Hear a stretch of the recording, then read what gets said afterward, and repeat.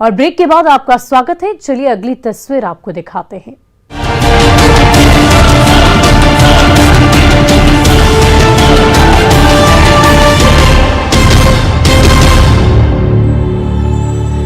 पूर्वी सिंहभूम के गांव में उत्पात मचा रहे गजराज तबाही का दूसरा नाम बन गए हैं। जब हाथियों का झुंड एक साथ निकलता है तो सब कुछ तहस नहस कर डालता है।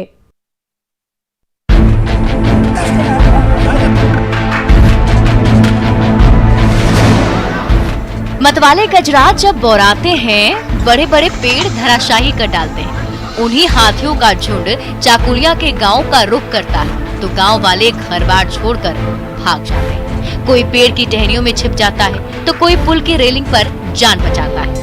फिर भी गुस्सैल गजराज का कहर कम नहीं होता। 70 हाथियों का ये झुंड सुनसुनिया जंगल से निकलकर कभी गोदरा शोल गांव की ओर बढ़ने लगता है तो कभी चाकुलिया और बहरा गोड़ा की ओर। हैरान और परेशान गांव वाले दिन रात पहरेदारी करते रहते हैं, लेकिन जब मदमस्त हाथियों की फौज एक साथ निकलती है तो समझो मुसीबत आने वाली है। तो रात को हर दिन तो यहीं पर पहरा देते रहते हैं। हाथी भागने के लिए तो जगना पड़ता है यहाँ पर रोज। करीब 15 आदमी हैं हम लोग। और हाथी का जो झुंड है ना 4-5 जगह है। तो कल ही फिलहाल उधर बंगाल तरफ चला गया 1500 लोगों, और यहाँ पे 5 या 6 हाथियों से परेशान गांव वाले कभी डर कर छिप जाते हैं तो कभी रात के अंधेरे में जलती मशाल लेकर खड़े हो जाते हैं। आग देखकर कभी हाथियों के झुंड में भगदड़ मच जाती है तो कभी ये पगलाए हाथी रास्ते में आने वाले हर एक अड़चन को तहस नहस करके आगे बढ़ते चले जाते हैं। हाथियों और ग्रामीणों के बीच शह और मात का एक खेल सालों से चला आ रहा है, लेकिन न हाथी कहीं और जाने को तैयार है और न ये ग्रामीण अपना आशियाना छोड़कर। घर तोड़ रहा है, प्लस खेत सब में पूरा धान का पूरा नष्ट कर रहा है।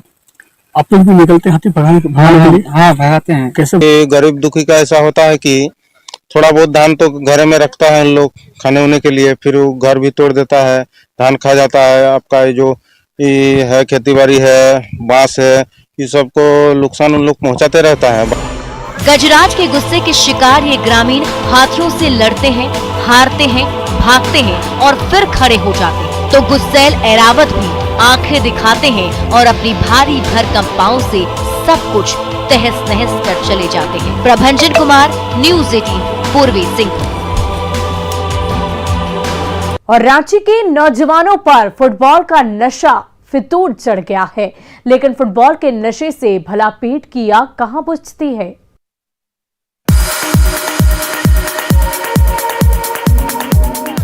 सपाट मैदान में उछलती कूदती गेंद और उस गेंद के पीछे दौड़ते भागते नौजवान, रोमांच और रफ्तार के इस खेल की पूरी दुनिया ही दीवानी है। तो भला रांची के युवा क्यों ना इस गोल मटोल फुटबॉल पर प्यार लुटाए। तभी तो जैसे ही सुबह का उजाला फैलता है, रांची के गली मोहल्लों और खुले मैदानों में फुटबॉल का खेल शुरू हो जाता है और उस खेल के दीवाने फुटबॉल के आगे पीछे दौड़ लगाने लगते हैं। लेकिन क्या फुटबॉल के खेल में रांची के नौजवानों को अपना भविष्य दिखता है? यहाँ पर ज़्यादा मौका नहीं मिल रहा है, क्योंकि यहाँ पर लड़के शुरुआत करते हैं अपने खेल की शुरुआत लगभग 11-12 साल की उम्र में, बट यहाँ पर उन्हें खेलते खेलते ही उनके लगभग 19 या 20 साल पूरी हो जाती है, तो उन्हें कहीं मौका नहीं मिलता। झारखंड में एक डार्क साइड में जा रहा है। हम लोग को भी उम्मीद है कि हम लोग को भी आगे जॉब मिलेगा, अच्छा प्लेटफॉर्म मिलेगा, हम लोग भी बाहर खेल सकेंगे, लेकिन ऐसा कुछ नहीं हो रहा है। और क्योंकि अभी लॉकडाउन के कारण और ये सब बंद हो गया था, एक फुल स्टॉप ही लग गया था।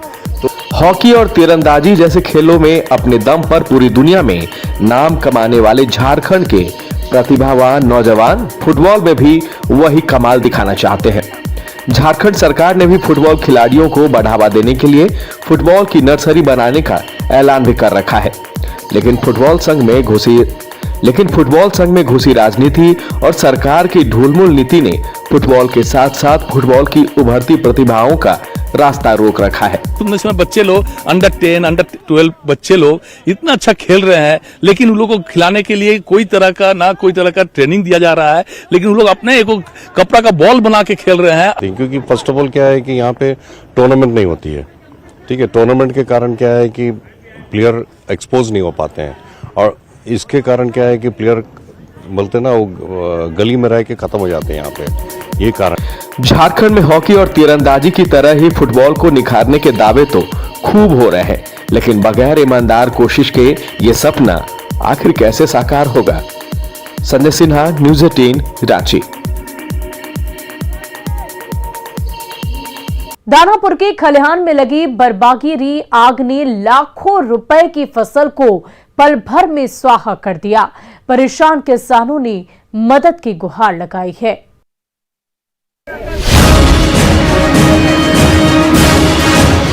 बर्बादी की आग ने कहीं का नहीं छोड़ा। जिस फसल को खून पसीने से सींचा, जिस फसल को कड़ी मेहनत से पाल पोसकर बड़ा किया, वही फसल पल भर में तबाही की आग में जलकर खाक हो गई। किसानों की आंखों के सामने ही धधकते अंगारों ने धान की बालियों को स्वाहा कर दिया। हैरान परेशान अन्नदाता कभी अपनी किस्मत को कोसते हैं तो कभी बिजली विभाग की लापरवाही को, जिसके शॉर्ट सर्किट ने मेहनत की फसल का ये हाल कर दिया। शॉर्ट सर्किट से आग लग गई थी। लगभग कितने बीघे की धान होगी? 10 बीघा की धान होगी, सब जैसे मिला करके। सूचना कैसे मिली आपको? गांव के आदमी आया मैदान, तो देखा कि आग लगी हुई धान लहर रहा है।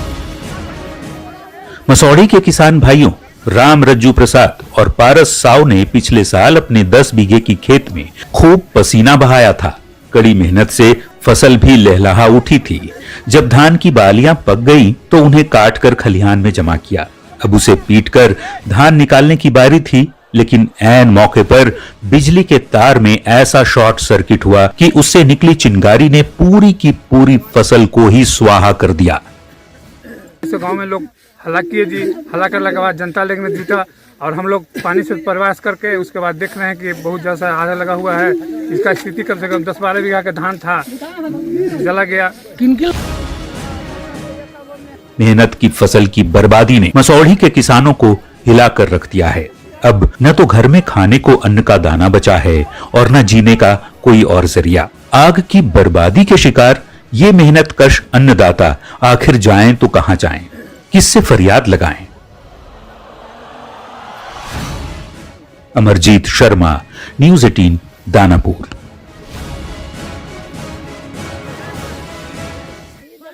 और सिवान की गली मोहल्लों में घूमने फिरने वाली चक्की सर्द मौसम में घर घर शुद्ध और स्वादिष्ट सत्तू की सौगात पहुंचा रही है। आप भी देखिए चलती फिरती चक्की की कहानी।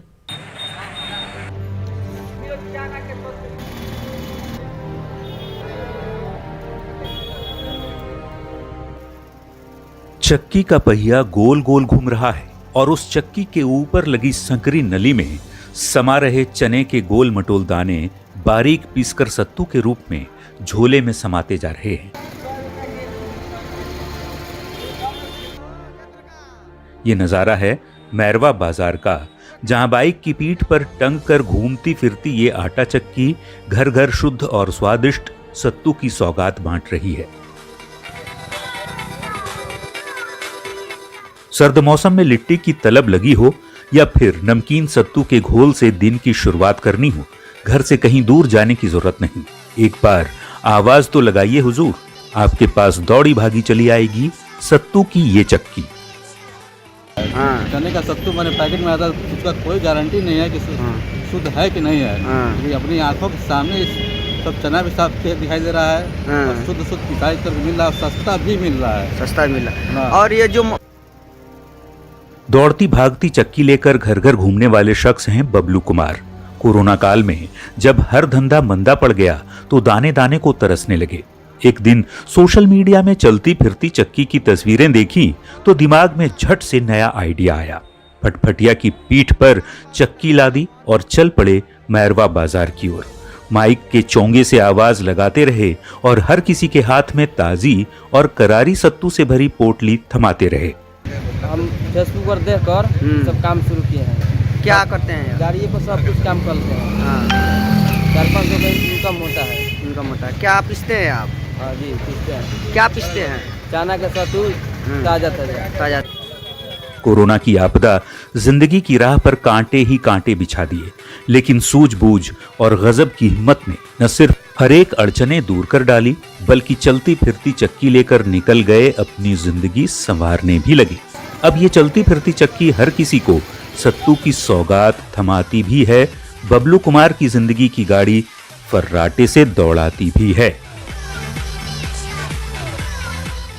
मृत्युंजय सिंह, न्यूज़ 18 सिवान।